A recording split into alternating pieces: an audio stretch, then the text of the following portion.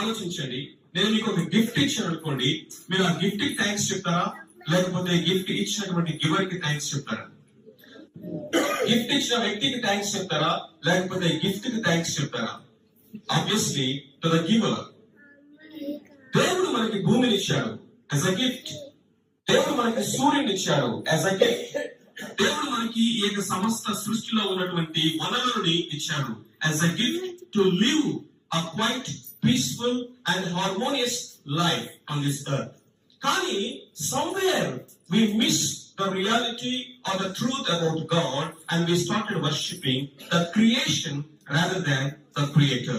And the creation lo manam creator ni vettite, my friends, I'm sorry to say, it is a wrong place.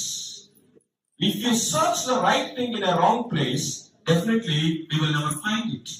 Endukani antaremo, the building and the builder both are not same.